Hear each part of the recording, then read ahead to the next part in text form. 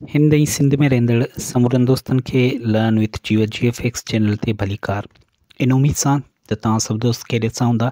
जी त अॼु लेक्चर जो असीं नओं सिलसिलो शुरू करे रहिया आहियूं जेको निज सिंधी 9 क्लास जो जेको सिंध टेक्स्ट बुक बोर्ड वारो किताबु आहे उन ते मुनसर आहे, जंहिंमें अॼु जो जेको लेक्चर आहे उन में सबक़ पहिरीं खां चोथें ताईं जेके अहम नुक़्ता आहिनि उहे मूं हिन लेक्चर में रखिया आहिनि, जेके तव्हांजी सिंधी सब्जेक्ट स्पेशलिस्ट लेक्चरार ऐं उनखां अलावा जेकॾहिं SLT जा पेपर अचनि था उन्हनि जे लाइ ई मददगार साबित थींदा। सो हलूं था अॼु सैयद शेरशाह बुखारी। हाणे इहो हिकिड़ो सबक़ु आहे, हिन में सैयद शेरशाह बुखारी जो जेको पूरी बायोग्राफी आहे उहा हिन में ॾिनल आहे। इन में जेके अहम पॉइंटूं आहिनि या अहम जेके नुक़्ता आहिनि जेके टेस्ट में अची सघनि था से ही आहिनि। सैयद शेरशाह बुखारी हिकु अहम किताबु लिखियो, ठीकु आहे। उहो किताबु कहिड़ो हो? मादरी ॿोली जी सिख्या। हाणे सुवाल कहिड़े बि नमूने अची सघे थो, इंशाल्लाह मॉडर्न जेके पेपर आहिनि या मॉडल पेपर ऐं उनखां अलावा जेके मोकअप टेस्टूं आहिनि उहे बाद में कंदासीं। पहिरीं इहे जेके अहम नुक़्ता आहिनि उन्हनि खे पाण पंहिंजे ज़हन में जेको आहे उहो सेव कंदासीं त जीअं असांखे यादि थी सघे। पहिरीं यादि कंदासीं, पोइ इंशाल्लाह जॾहिं पंहिंजो 9 जो पूरो थी वेंदो पोइ मॉडल पेपर 9 जा जेके आहिनि आउं ठाहींदुसि।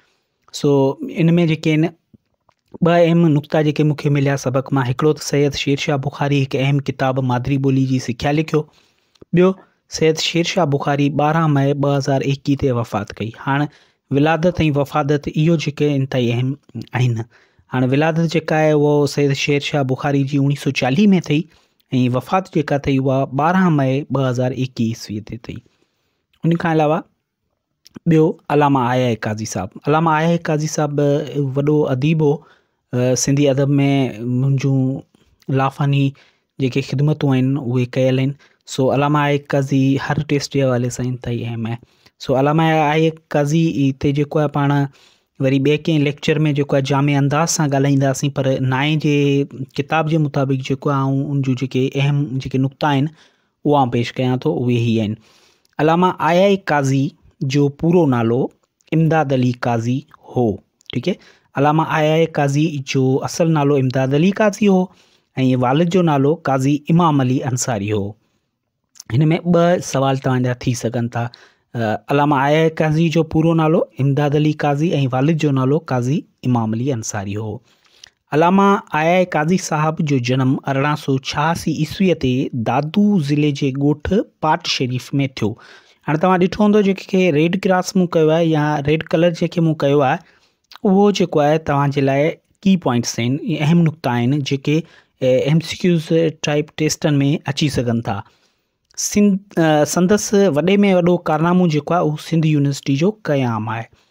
अलामा आया काज़ी 1951 ईस्वीअ धारे सिंध यूनिवर्सिटी जो वाइस चांसलर बणियो।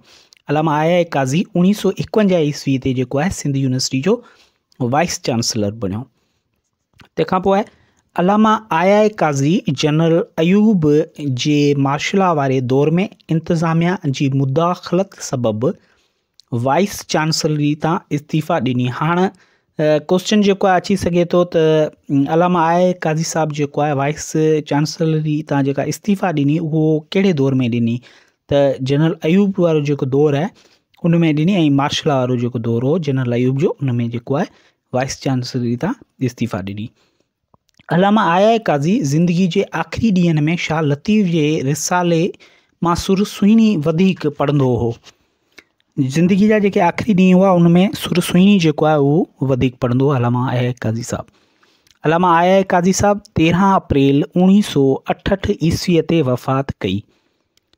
13 अप्रैल 1968 ईस्वी ते वफ़ात कई। संदसि आख़िरी आरामगाह सिंध यूनिवर्सिटी कॉलोनी ॼामशोरे में आहे। संदसि आख़िरी आरामगाह किथे आहे?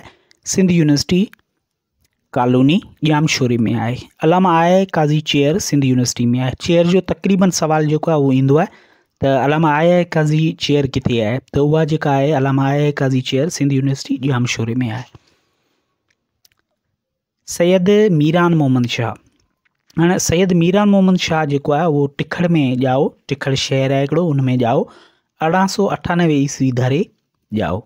संदसि शाइरी में तख़लुस मजहूर ऐं मीर आहिनि, ठीकु है। मजहूर ऐं मीर जेको आहे उहो सैयद मीरान मोहम्मद शाह जो शाइरी में तख़लुस आहिनि। संदसि शाइरी जे मजमूए खे कुलिया ते मीर चइबो आहे या आहे। सैयद मीरा मोहम्मद शाह विरहाङे खां अॻु सिंध असेंबली जो स्पीकर बि हो। विरहाङे खां अॻु सिंध असेंबली जो स्पीकर सैयद मीरा मोहम्मद शाह हो।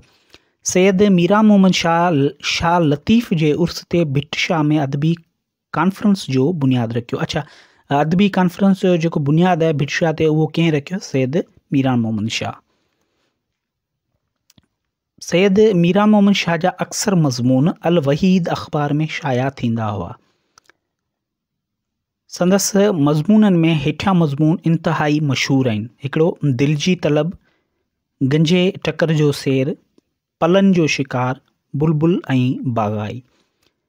सैयद मीरा मोहम्मद शाह 1963 ईस्वीअ में वफ़ात कई। मूंखे उमेदु आहे त ही लेक्चर तव्हांखे पसंदि आयो हूंदो। लेक्चर थोरो नंढो हो, उनजे करे त तव्हां जेको आहे इन्हनि शयुनि खे नोट करे सघो। जेकॾहिं बहितरु थींदो त तव्हां कापी हिकिड़ी खणो, उन ते इहो पॉइंटूं नोट कयो त जीअं इनखे यादि करे सघो। ऐं जॾहिं पाण मॉकअप टेस्ट या मॉडल पेपर जॾहिं आउं ॾींदुसि त तव्हांखे जेको आहे उनमें आसानी थींदी। सो अॼु जे लाइ एतिरो ई। इंशाल्लाह ईंदड़ लेक्चर में जेको आहे सबक़ 5 सां गॾु हाज़िर थींदुसि। तेसीं ताईं पंहिंजे दोस्त जीवत कुमार खे इजाज़त ॾींदा। सिंध सलामत, साथ सलामत।